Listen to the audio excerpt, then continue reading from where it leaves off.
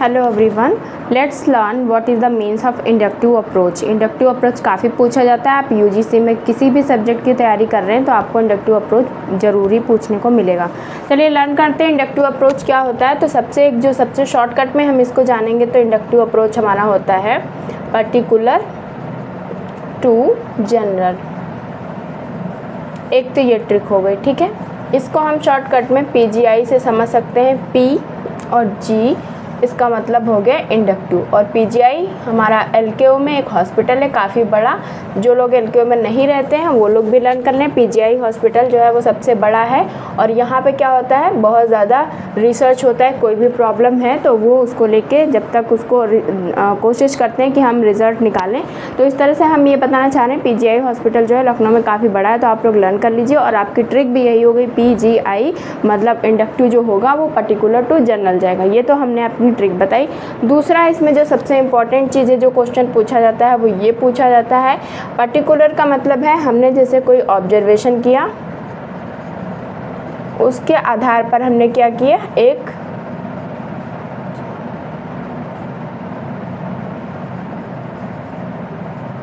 एक जनरलाइजेशन दिया, और उसके बाद जब भी ये बनेगा तो थ्योरी बाद में बनेगा। तो हमने ऑब्जर्वेशन करके फिर क्या किया, एक जनरलाइजेशन दिया।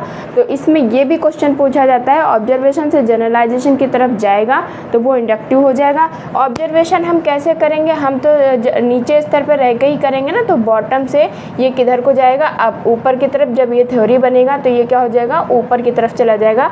तो बॉटम से अप की तरफ जाता है जो वो होता है इंडक्टिव रिसर्च। यहाँ पे एक चीज़ और जो इम्पोर्टेंट है वो ये है कि जैसे हमने कोई डेटा कलेक्ट किया तो कहाँ से करेंगे, बॉटम से डेटा कलेक्ट करने के बाद हमने कोई कंक्लूज़न दिया, और उसके आधार पे कोई भी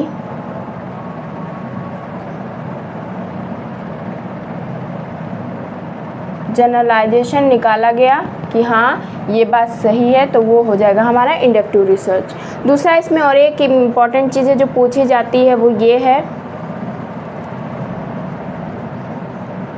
इंडक्टिव रिसर्च ज़्यादातर क्या होती है, क्वालिटेटिव। तो ये क्वेश्चंस एग्जाम में आते हैं, इसलिए थोड़ा सा मेरी वीडियो लॉन्ग हो गई है शॉर्ट की जगह, पर बहुत इंपॉर्टेंट थी तो मैंने सोचा सारी ही चीज़ आपको एक ही पास बता दूं। पर्टिकुलर टू जनरल पूछा जाएगा, ऑब्जर्वेशन से जनरलाइजेशन की तरफ जाएगा, बॉटम से टॉप की तरफ जाता है, और ये क्वालिटेटिव रिसर्च में ज़्यादातर इसमें यूज़ होता है। तो इस तरह से हम एग्जाम्पल अगर आपको इसका देना चाहें तो एग्जाम्पल क्या हो जाएगा, जैसे डेटा कलेक्ट करना है, और डेटा हमने जैसे मान लीजिए PhD की, और PhD करके फिर हमने डेटा कलेक्ट किया, पर्टिकुलर किसी गांव की स्टडी करी, एक या दो गांव की, और इसमें हमने क्या देखा, जो गांव की महिलाएं हैं वो शहर की तुलना में क्या हैं,